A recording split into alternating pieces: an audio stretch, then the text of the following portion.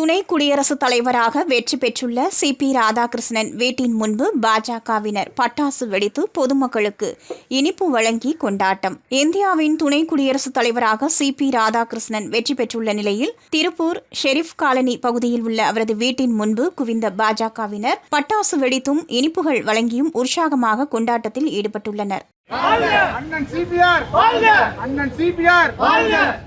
பாரதத்தின் அடையாளம் சீக்கிரம் வாழ்க வாழ்க வாழ்க வாழ்க வாழ்கவே.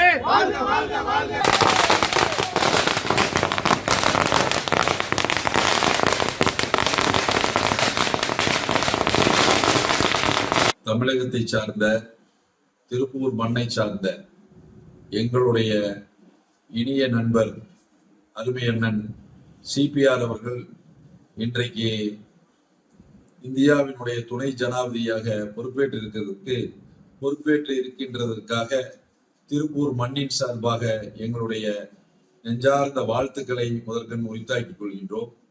சிபிஆர் என்பவர் சிறு வயதிலிருந்தே நல்ல பண்பாளர், அனைவர் கூடயும் சிறப்பாக பழகக்கூடியவர். என்னோடு கிட்டத்தட்ட 30 ஆண்டு காலமாக நாங்கள் இருவரும் ரொம்ப இனிமையாக பழகி கொண்டு வந்திருக்கின்றோம். அப்படிப்பட்ட நல்ல மனிதரை இன்றைக்கு இந்திய திருநாட்டிற்கு துணை ஜனாதிபதியாக தேர்ந்தெடுக்கப்பட்டதற்காக நாங்கள் திருப்பூர் மண்ணை சேர்ந்த இந்த மாவட்டத்தை சேர்ந்த அனைவருமே கடமைப்பட்டவர்கள்.